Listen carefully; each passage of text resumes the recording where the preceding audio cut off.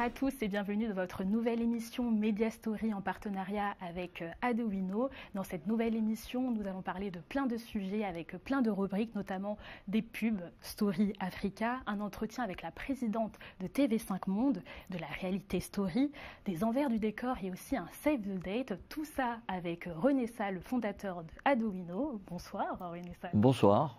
Alors, on démarre cette actualité, ce nouveau mois, avec beaucoup de choses se sont passées dans ce monde, également au niveau de la pub, des médias. Alors, René Sall, si on devait justement retenir un événement marquant, ce serait lequel?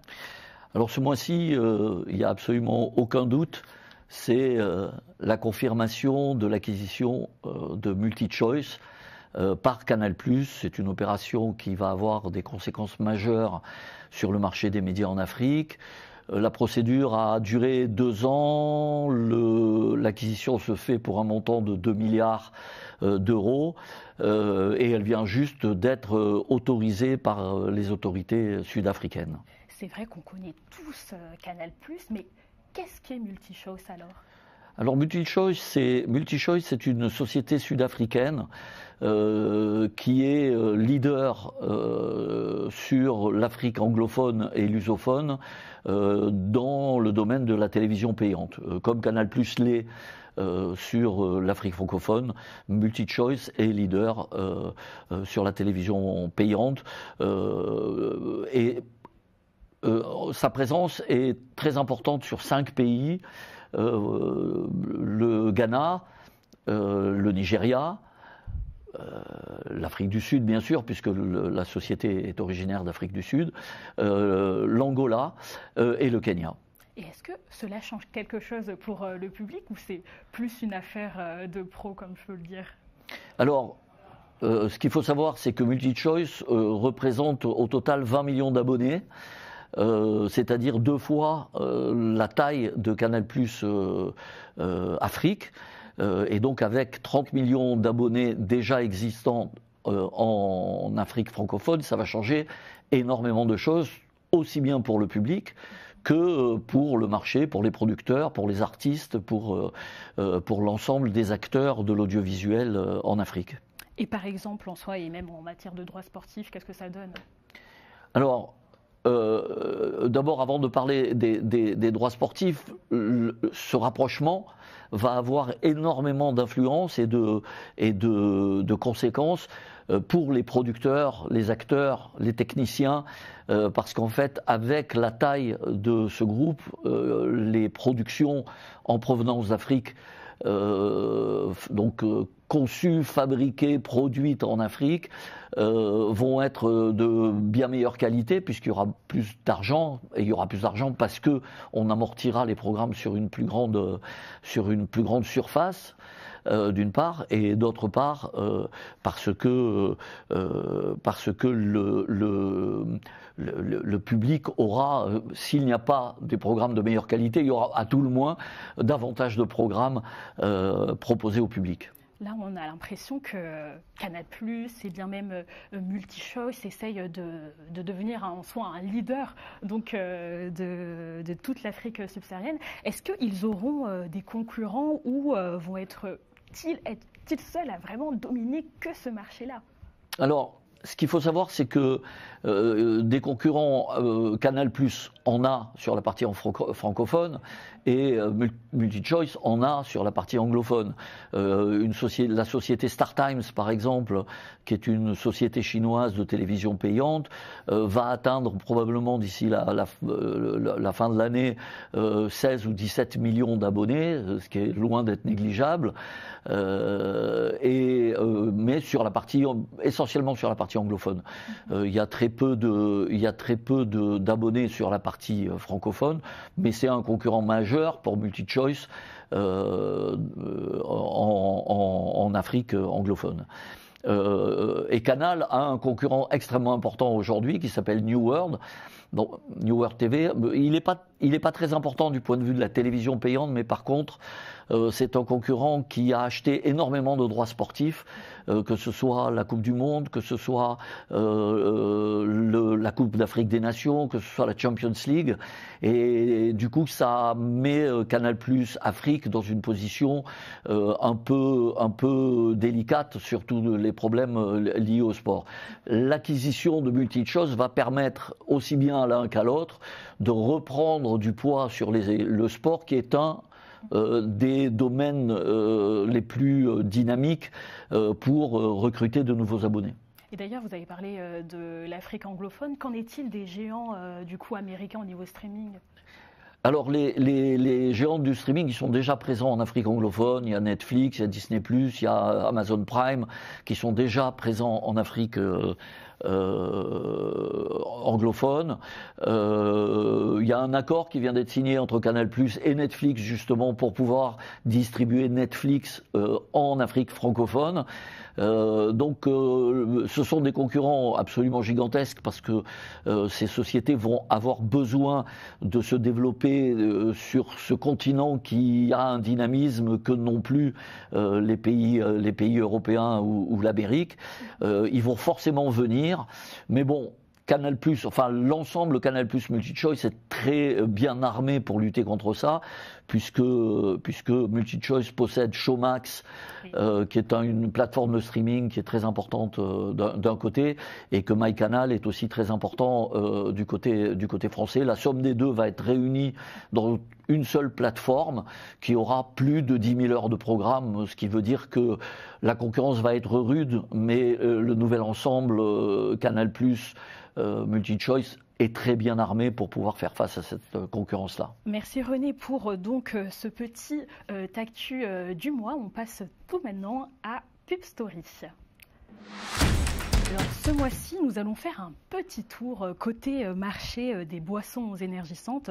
C'est un terrain de jeu publicitaire très concurrentiel, aussi bien en Afrique centrale qu'en Afrique de l'Ouest. Il y a en Afrique, comme vous connaissez, des dizaines, voire des dizaines de marques distribuées peu partout ou sur plusieurs pays sur son marché, qui utilisent aussi les réseaux sociaux. Car oui, on est tous connectés, on a besoin de communiquer. Et eux, ils ont choisi trois pubs trois pubs TV très récentes, 3 styles et 3 façons aussi de démontrer le bénéfice de ce produit. Alors le premier exemple avec lequel qu'on va vous montrer, c'est 3X Energy, qui est une marque avec un slogan extrêmement clair, extrêmement simple, qui est « Gagne en énergie avec 3X Energy ». Ce film a été coproduit par Team Wallace, qui est une agence sénégalaise, avec également Odyssey Prod. Et on regarde tout de suite ce film qui met en scène le freestyler guinéen Ilia Traoré.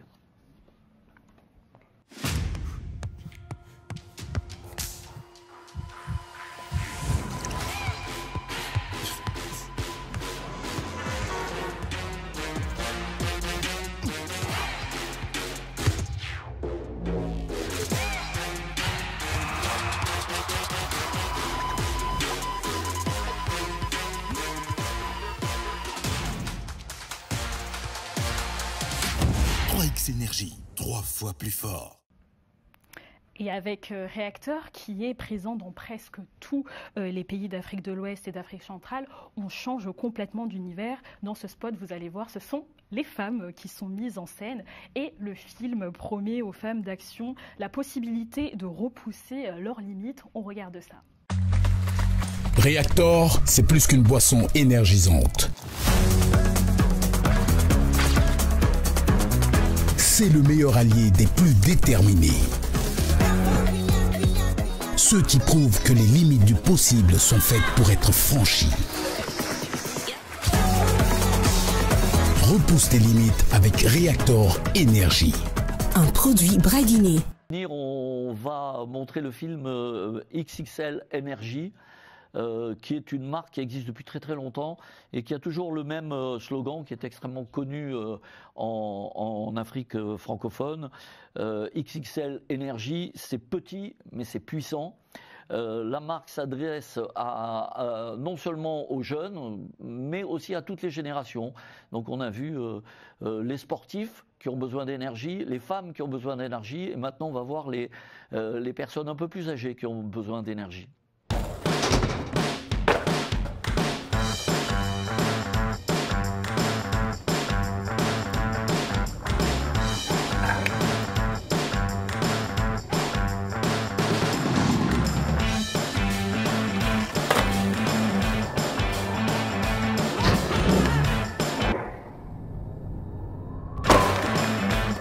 XXL, faites le plein d'énergie pour en mettre plein la vue. XXL, c'est petit mais c'est puissant.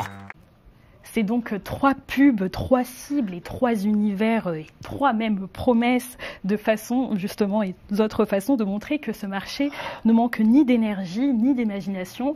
Et pour cela, on va passer désormais à la rubrique Reality Story.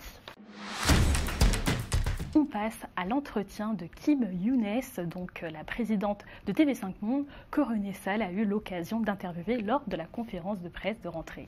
Alors, nous étions effectivement à cette conférence de rentrée qui s'est déroulée le 30 septembre et où nous ont été présentés les nouveaux habillages, la nouvelle identité sonore, les nouveaux plateaux, les nouveaux programmes de TV5 Monde nous avons demandé à Kim Younes, qui a pris ses fonctions il y a tout juste un an, finalement parmi tout ce qui a été présenté, qu'est-ce qui avait le plus d'importance pour elle ? On a initié effectivement un plan de développement et d'innovation qui est global. Donc en fait, on agit sur tous les leviers. On a modernisé effectivement l'identité graphique, avec ce que vous avez perçu, l'identité visuelle et sonore, le nouveau plateau. Tout ça contribue à une identité de marque renforcée, parce que c'est le premier rapport qu'on a avec un média. Et ensuite, comme vous l'avez vu également, on renforce aussi notre proposition sur tous les leviers, dans tous les genres de programmes. Donc j'ai envie de vous dire, on avance tous nos pieds en même temps. C'est une stratégie de développement qui est globale et qui concerne à la fois l'écran, donc la forme de TV5 Monde, et le fond, le contenu. Ce qui est important, c'est que l'offre de TV5 Monde, vous l'avez vu, c'est une offre de télévision, puisque nous sommes un réseau média, le premier réseau média généraliste francophone d'ailleurs dans le monde. Et on a de l'information, du divertissement, de l'éducation, mais c'est aussi tout un tas de services associés à notre média, notamment dans le domaine de l'éducation. Parce que la mission de TV5 Monde au départ, c'est de faire rayonner les cultures francophones et de faire rayonner la langue française. De faire en sorte que notre langue soit globalement propagée partout dans le monde et cultivée, et qu'on puisse continuer à apprendre le français et tout ce qu'on apprend, l'a expliqué la directrice de l'éducation, à travers le français à des enfants, et notamment en Afrique, en matière de sciences, d'histoire, de culture, etc. Donc c'est vraiment un plan de développement global pour faire en sorte que cette chaîne qui existe depuis 41 ans puisse poser les bases de son cycle d'avenir, j'espère, sur les 40 prochaines années et même au-delà. Et nous lui avons posé plus spécifiquement sur l'Afrique une autre question, puisque son prédécesseur avait initié il y a un peu plus d'1 an des discussions pour intégrer des pays africains au capital de TV5 Monde, TV5 Monde étant... les actionnaires de TV5 Monde étant la France, le Canada, la Suisse, la Belgique et Monaco.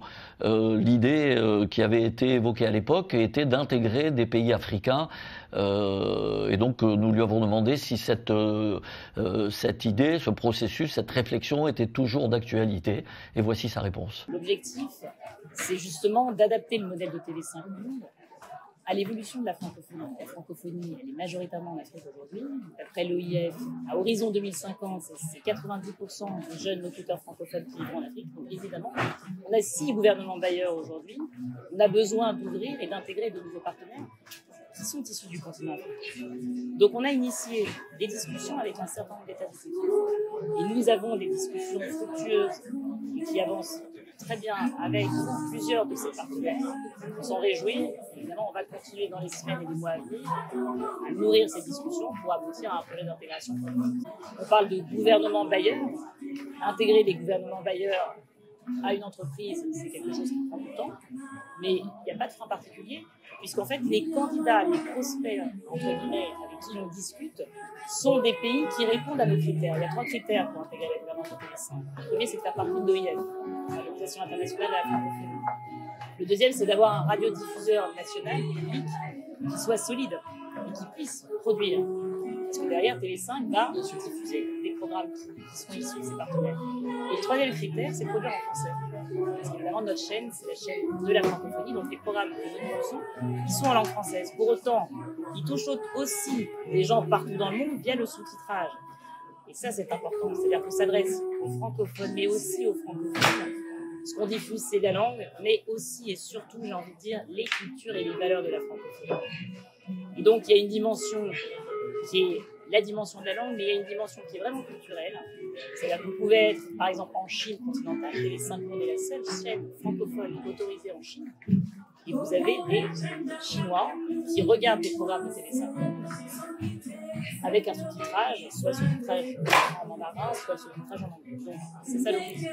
L'avenir semble donc très prometteur en francophonie pour TV5 Monde, et désormais, passons à la rubrique Reality Story. Alors René, on voit que la télé-réalité déferle vraiment l'Afrique francophone. Hein. C'est vrai, en fait, ces émissions ont été longtemps ignorées parce qu'elles coûtaient cher à produire. Mais depuis quelques années, les grands formats internationaux sont devenus totalement omniprésents, ils sont adaptés, ils sont repensés, ils reflètent les cultures et surtout ils mettent en avant les talents locaux du continent. Et parmi les plus récents Secret Story Afrique, la saison 1 en 2024 a fait sensation et désormais c'est la saison 2 qui démarre sur la nouvelle chaîne Canal+ Magique. Il y a 18 candidats, 20 millions de francs CFA à gagner et des secrets à protéger et aussi des stratégies à inventer. Alors il y a aussi Nouvelle Reine, une émission qui a été diffusée au mois de juin dernier sur Canal+ Pop, qui allie concours de beauté et de talent. Un casting s'est déroulé à Abidjan, Brazzaville, Conakry, Cotonou, Dakar, donc plusieurs Douala, Libreville, Kinshasa, et 21 jeunes filles ont été choisies par le jury pour intégrer l'Académie des Reines. C'est la Guinéenne Youssouf Baldé, alias Youyou, qui a décroché la couronne, un moment qui a été très suivi dans tout le continent. Et on peut également citer The Bachelor Afrique qui place l'amour au premier plan, tandis que 4 mariages pour une lune de miel nous emmènent au cœur aussi des traditions et des célébrations africaines. Ces 2 programmes donc ont été diffusés en 2024 sur Canal+ Pop. Mais il y a aussi 2 grands quand même précurseurs. Hein. Absolument. The Voice Afrique francophone, c'est le plus ancien et le talent show de référence. Il a été lancé en 2016 sur Vox Africa avec le soutien de Nescafé, sans quoi l'émission n'aurait jamais pu exister parce que ça coûtait trop cher à mettre en œuvre. Mais surtout, elle a été suspendue au moment du Covid. Et en fait, la grande nouveauté, c'est qu'une nouvelle saison entièrement consacrée cette fois-ci à la Côte d'Ivoire a été diffusée en avril 2024, avril-mai 2024, et on a vu également une émission The Voice Kids qui a eu lieu en 2022. Alors le deuxième grand précurseur, c'est l'Afrique a un incroyable talent, qui a été lancé là aussi il y a près de 10 ans sur A+, et maintenant la saison 2 va être diffusée sur A+, également, donc après pratiquement 10 ans d'absence. Et il ne faut pas oublier que la télé-réalité, ce n'est pas seulement aussi du divertissement, avec Jeune Mansa sur Live TV en Côte d'Ivoire, ou alors les nouveaux boss sur TV5 Monde. Ce sont donc des jeunes entrepreneurs qui montent sur scène et pour certains, c'est quand même une véritable porte d'entrée vers l'avenir.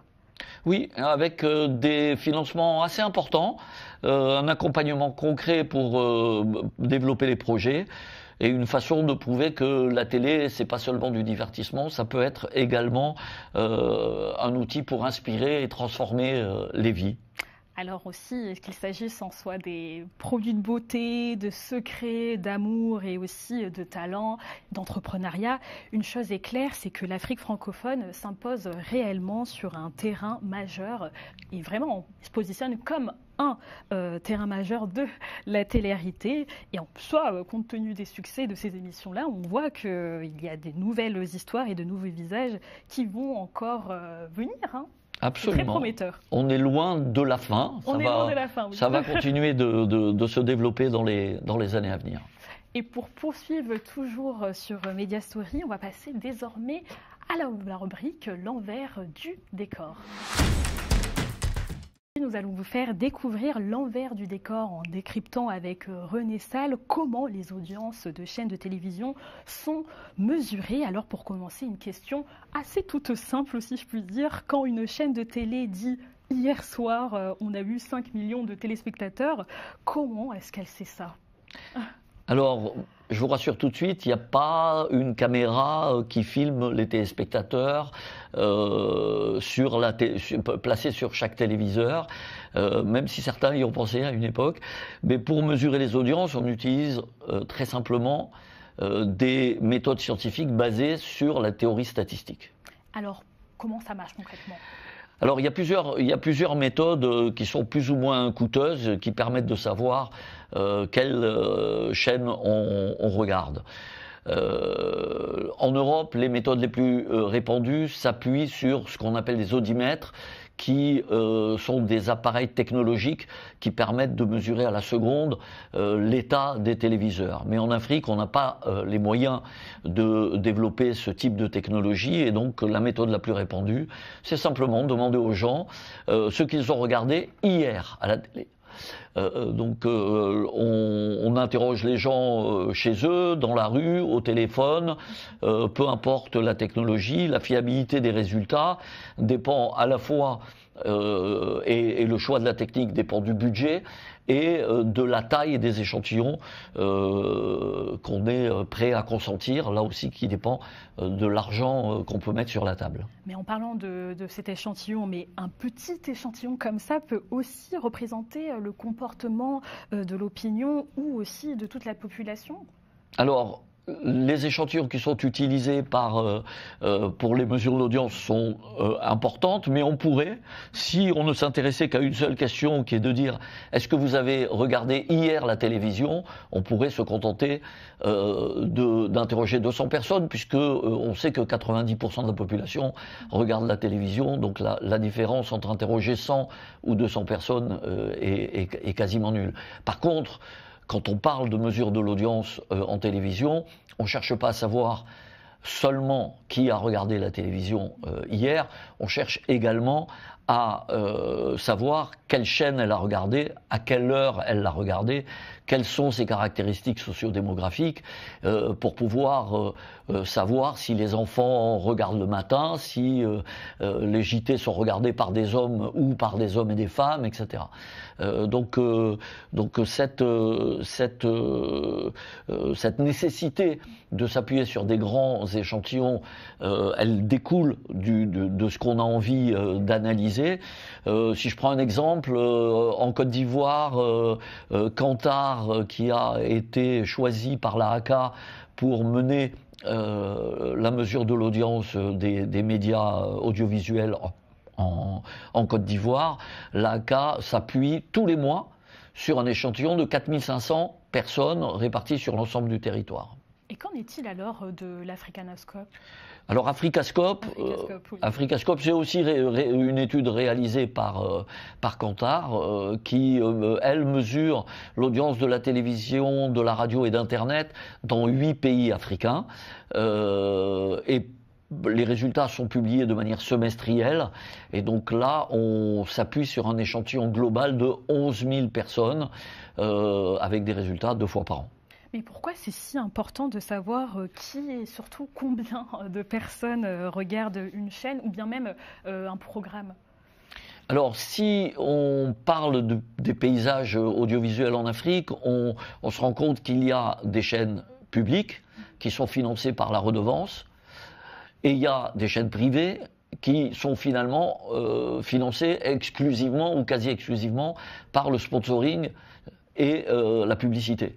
Et donc, pour séduire les annonceurs, il faut leur expliquer que la chaîne fait de l'audience et que leurs investissements sur la chaîne sont efficaces. Et donc, la mesure de l'audience est quelque chose d'absolument indispensable pour les chaînes de télévision. Donc si je conclus bien, pas d'audience, c'est pas de pub, et pas de pub, c'est pas de programme. S'il n'y a pas d'argent pour financer les programmes, à terme, il n'y a pas de programme.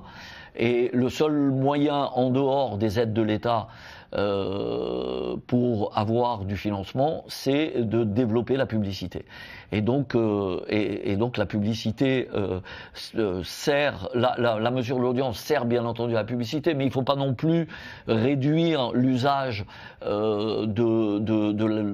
mesures d'audience à la publicité. Ça sert aussi aux chaînes de télévision à mieux comprendre qui sont leurs téléspectateurs, à affiner leurs programmes, à trouver les tranches horaires qui doivent être améliorées, etc.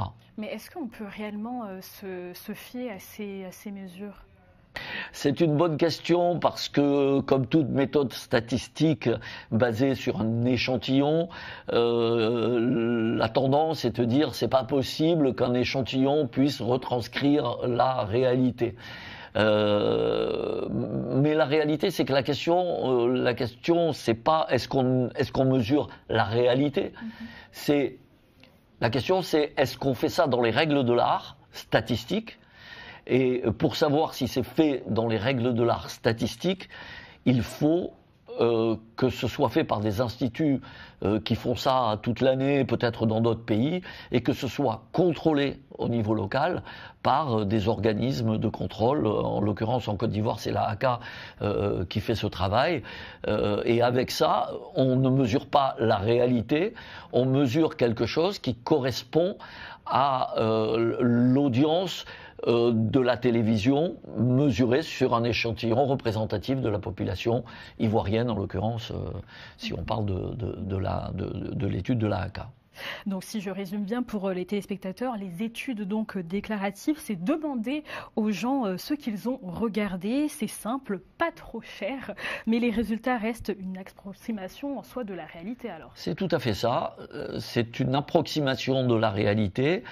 Comme toute analyse statistique, elle comporte des limites, mais c'est la meilleure méthode qu'on peut utiliser en Afrique, compte tenu des moyens que le marché publicitaire est capable de dégager. Peut-être qu'un jour, on aura la chance d'avoir des audimètres aussi en Afrique, lorsque les marchés se seront beaucoup développés, mais dans tous les cas de figure, les audimètres seront aussi des échantillonnages sur des échantillons plus ou moins grands en fonction de l'argent qu'on aura à y consacrer. Eh bien, on suit ça de plus près et on arrive à la fin de l'émission. Mais avant de se quitter, place à notre rubrique Save the Date. Alors, Save the Date, c'est donc les grands rendez-vous à noter dans vos agendas, car après la SICA d'Abidjan, c'est au tour du Sénégal d'accueillir la première édition du Salon international des médias d'Afrique, le CIMA, mais cette fois-ci à Dakar, du 27 au 31 octobre 2025 de cette année. Et ce mois d'octobre sera donc décidément très riche en rendez-vous, avec aussi la MIPCOM, ce grand carrefour donc mondial qui est de l'audiovisuel, qui se tiendra cette fois-ci en France, à Cannes, du 13 au 16 octobre. Et côté distinction, parce qu'il faut aussi justement honorer, il y aura plusieurs cérémonies qui viendront célébrer les talents donc du cinéma africain, comme la 10e édition du Sotigui Award, donc qui aura lieu du 12 au 15 novembre, mais à Ouagadougou. Il y a aussi les LCC Awards le 24 novembre à Douala et les Seven Awards le 18 décembre, toujours donc au Cameroun. Une fin d'année qui est donc très spéciale et centrée sur la créativité pour l'audiovisuel africain, n'est-ce pas, René Sall, quand même? Tout à fait, tout à fait. On se rend compte que c'est très vivant, ce qui se passe en Afrique en ce moment. C'est très vivant, il y a beaucoup de rencontres, il y a beaucoup d'initiatives qui sont prises, et pas seulement par les grands groupes mondiaux, mais également au niveau local. Et j'espère que les prochaines émissions nous permettront de mettre en avant toute cette richesse. Eh bien, merci à tous et à toutes de nous avoir suivis et on se retrouve donc le mois prochain pour un nouveau numéro de Media Story.